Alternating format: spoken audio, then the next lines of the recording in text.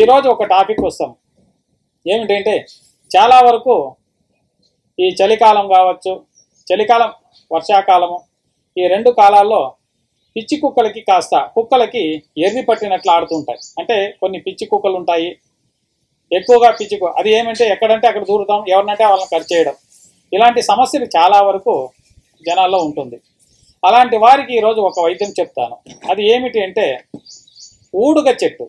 ప్రతి ఒక్క ఊర్లోనూ, ఇండ్ల కాడ, ప్రతి ఒక్క అడవుల్లోనూ దొరుకుతుంది ఊడుగ చెట్టు. దాని వేర్లను తీసుకురండి.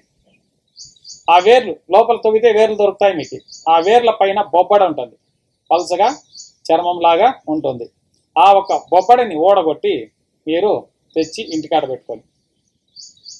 దీన్ని రెడీ చేసి పెట్టుకోండి. ఎవరైనా కానీ మీ ఊర్లో ఎవరైనా ముందుకి ఎప్పుడైనా కలిసినా కూడా సరే, దీన్ని రెడీ చేసి పెట్టుకొని ఈ మందుని ఇవ్వండి, సమస్య క్లియర్ అవుతుంది.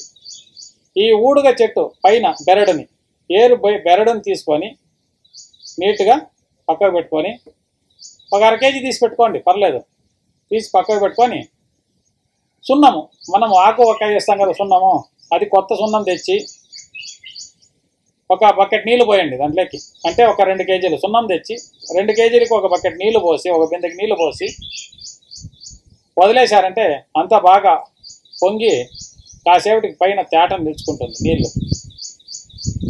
ఆ తేట నీళ్లు వంచుకొని ఈ ఊడుగ చెట్టు బెరడుని నీట్గా శుభ్రంగా కడుక్కొని దాన్ని మళ్ళీ తీసి అదే నీటిలో, అంటే ఆ సున్నపు తేట నీటిలోనే ఒక పాత్రలో పోసి, అంటే అల్యూమినియం పాత్ర ఉండకూడదు, ఇనుమదైతే శ్రేష్టము, అలా కాకుండా కుండ అయితే ఇంకా శ్రేష్టం. కుండ తెచ్చి కుండలో పోసి ఉడకబెట్టండి, చాలా మంచిది, అది శ్రేష్టమైనది. అది ఆ ఒక నీళ్ళని దాంట్లో పోసి ఈ ఒక్క బెరడునంతా దాంట్లోకి వేసేసి బాగా ఉడకబెట్టి అంతా బాగా ఉడికిన తర్వాత ఆ ఒక్క బెరడును తీసి నీడలో బాగా ఆరబెట్టుకొని ఎండబెట్టుకొని చూర్ణం చేసుకొని ఒక డబ్బా బాటల్లో కానీ దేంట్లో కానీ పెట్టుకోండి. ఎవరికి పిచ్చి కుక్క కరిసిందో అలాంటి వారికి ఈ ఒక్క చూర్ణాన్ని నోట్లోకేసి నీళ్లు తాగిపించండి. ఇలా ఒక 5 రోజులు, 10 రోజులు, 20 రోజులు చేశారనుకోండి, ఆ పిచ్చి కుక్క కొరికిండే ఆ ఒక్క విషం అనేది దిగిపోతుంది. అలాగే పిచ్చి పట్టిన వాళ్ళు ఆడినట్లు ఆడుతుంటారు, ఎప్పుడో కలిసి ఉంటుంది. అలాంటి వారు కూడా పిచ్చి కుక్క ఆడినట్లే ఆడుతూ ఉంటారు. అలాంటి వారికి కూడా ఈ మందు ఉపయోగం పడుతుంది. వాళ్ళకు ఒక మండలమో లేదా అరమండలమో ఇస్తూ వచ్చారనుకోండి, వాళ్ళకు కూడా ఉపయోగపడుతుంది. అలాగే పాము కరిస్తే, చాలా వరకు వీడియోలో నేను చెప్పాను, ఈశ్వరి వేరు చాలా శ్రేష్టమైంది. పాము కరిసిన వాళ్ళకి ఆ ఈశ్వరి వేరును తెచ్చి, మొట్టమొదటిగా మీరు చేయాల్సిండేది పాము కరిసిన వాళ్ళకి ఒంటి పైన ఎవరు కరిసింటుందో, ఇప్పుడు నాకు కరిసింది అనుకోండి, నేనేం చేయాలి అంటే ఇమీడియట్గా ఒంటి పైన ఏ బట్ట దొరికితే ఆ బట్టని కరిసిన తాగాకి వేసి బిగదీసి కట్టేయాలి. ఎందుకంటే ఇక్కడ కరిసింది అనుకోండి, ఇక్కడ కట్టేయాలి. ఈ ఒక బ్లడ్ సర్క్యులేషన్ అనేది మళ్ళీ కాకూడదు, ఇక్కడ స్టాప్ అయిపోవాలి. అప్పుడేం చేస్తారంటే ఒక చాకు కానీ, బ్లేడ్ కానీ, లేదా ఏదో ఒక ముళ్ళు కానీ తీసి ఆ ఒక జాగాలు ఓపెన్ చేసి ఉన్న రక్తాన్ని తీసి అవతల తోసేయాలి. అలాంటి వారు కూడా దీన్ని ఏం చేస్తారంటే, మొట్టమొదటిగా చేసుకోవాల్సింది ప్రక్రియ, తన ఉచ్చ తానే తాగడమో, అంటే తన మూత్రం తనే తాగడమో, లేదా ఆ భయంలో అతను రాకుండా పోతే వేరే వారి మూత్రమైనా, పిల్లవాళ్ళ మూత్రమైనా కూడా తాగారనుకోండి, ప్రథమ చికిత్స ఇది. మీకు పాము కరిసిన నంజు అనేది, విషం అనేది ఎక్కకుండా అక్కడే తగ్గిపోతుంది. దాని జతకి ఈశ్వరి వేరు స్క్రీన్ పైన చూపిస్తాము. ఆ ఈశ్వరి వేరును కూడా బాగా మేక గంజరం కావచ్చు, లేదా ఆవు గంజరం కావచ్చు, దాంట్లో బాగా సాది నాకిచ్చినా కూడా విషం దిగిపోతుంది. తేలు విషమైనా కూడా కానీ, మండ్రగబ్బ విషం కానీ, ఏ విషమైనా కూడా ఈ ఒక్క సమస్యతో క్లియర్ అవుతుంది. కానీ ఈరోజు నేను కొన్ని రెమెడీలు చెప్తాను, ఆ రెమెడీ ప్రకారం మీరు చేసుకోండి. అట్లని చెప్పేసి విపరీతంగా పోయి చెట్లను నాశనం చేయకండి.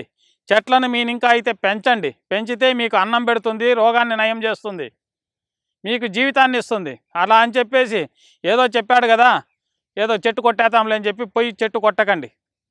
ఎందుకంటే నీకు పెంచే అర్హత లేనప్పుడు దాన్ని తుంచే అర్హత కూడా నీకు లేదు. అలాగని మీరు చెట్లు ఇండ్లకాడ పెంచండి. పెంచిన తర్వాత ఇంకొక చెట్టుని మీరు తీసుకునే అర్హత మీకు ఉంటుంది.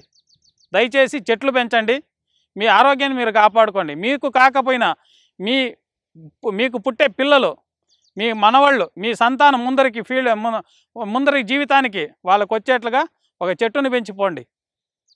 మీ ఇంట్లో ఒక బిడ్డను ఎలా పెంచుతున్నారో అలా పెరట్లో ఒక చెట్టుని పెంచండి, మీకు ఆరోగ్యాన్ని ఇస్తుంది. అలాగని ఈరోజు నేను ఒక చెట్టు మూలిక చూపిస్తాను. ఆ చెట్టు మూలిక ఎందుకు పనిచేస్తుందంటే మగతనానికి అద్భుతంగా పనిచేస్తుంది. ఇది ఆయుర్వేదంలో చాలా శ్రేష్టమైన మూలిక. ఇది అద్భుతమైన మూలిక. ఇది 4 రకాలుగా ఉంటుంది చెట్టు. ఒకటి తెల్లది, ఎర్రది, పసుపు పచ్చ పూలు పూసేది, మళ్ళీ నల్ల పూలు పూసేది కూడా ఉన్నాయి. దీని పేరు పాలాస అంటారు. దాన్ని మోతుగ చెట్టు అంటారు. మోదుగ చెట్టు అని కూడా పిలుస్తారు. ముళ్ళ మోదుగా నుండాది, చాలా రకాలుగా ఉన్నాయి దీంట్లో. కానీ ఇది చాలా శ్రేష్టమైన చెట్టు. దీన్ని దయచేసి పాడు చేయకుండా ఎలాంటి సమస్యలతో బాధపడుతున్నారో అలాంటి వారు మాత్రమే దీన్ని ఉపయోగించుకొని ఒక చెట్టుకు న్యాయం చేయాలని నేను కోరుకుంటున్నాను. ఇది చూడండి, ఇది మోదుగ చెట్టు. ఇది ఎందుకు పనిచేస్తుందంటే మన ఊర్లో అందరికీ తెలుసు, ఇస్తరాకులకు పనిచేస్తుందని చాలామందికి తెలుసు. దీన్ని ఈ ఆకులు విస్తరాకు చేసి భోంచేస్తూ ఉంటాం మనం. దీంట్లో భోజనం చేసామనుకోండి, పచ్చిగా ఉండేటప్పుడు భోంచేసామనుకోండి, చాలా అద్భుతంగా మనకు ఆరోగ్యాన్ని ఇస్తుంది, బలాన్ని ఇస్తుంది. అరటి ఆకు కన్నా చాలా శ్రేష్టమైనది ఈ ఆకు. అట్లని చెప్పేసి మీరు ఇది చేయకండి. ఈ ఒక మోదుగ చెట్టు ఎందుకు పనిచేస్తుంది అంటే మగతనంలో చాలా అద్భుతంగా పనిచేస్తుంది. అది ఎలా అంటే ఈ చెట్టు, పెద్ద చెట్టు చూపిస్తాను నేను. పెద్ద పెద్ద మాన్లు అవుతుంది చూడండి, అక్కడ ఉన్నది మాను, పెద్ద పెద్ద మాన్లు అవుతాయి ఇవి. ఈ చెట్టు వేర్లు చూడండి, ఇది చెట్టు. ఇది చిన్న చెట్టు కాబట్టి దీని తంటకు పోకండి, పెద్ద పెద్ద మాన్లు ఉన్నాయి. అక్కడ వేర్లు వెళ్ళింటాయి. ఆ వేర్లని కత్తిరించేసి దాని కింద ఒక బాణలాగా మనం పెట్టామంటే ప్రతిరోజు ఒక బట్టీలాగా దిగుతుందన్నమాట. మనకు కళ్ళు దింపుతారు చూడండి, ఆ ప్రకారంలో ఈ ఒక వేరు నుంచి అంటే ఈ మోదుగు చెట్టు బలమం దిగుతుంది, ధాతువు అంటాం దాన్ని. దీని ధాతువు మనకు దిగుతుంది ఆ సట్టిలోకి. దాన్ని మనం సేకరించుకొని ప్రతినిత్యము కలకండ, రాయి చక్కెర అంటే మనము కలకండ అని పిలుస్తాము, ఆ చక్కెర దీంట్లో కలుపుకొని ప్రతినిత్యము తింటూ వచ్చినామంటే దీన్ని ఒక్కొక్క స్పూను అద్భుతమైన ధాతుని పుట్టిస్తుంది. ఎలాంటి సమస్య ఉన్నా కూడా దాన్ని పరిహారం చేసే ఒక కెపాసిటీ ఈ ఒక చెట్టులో ఉంటుంది. అందుకే దీన్ని పాలాస అన్నారు.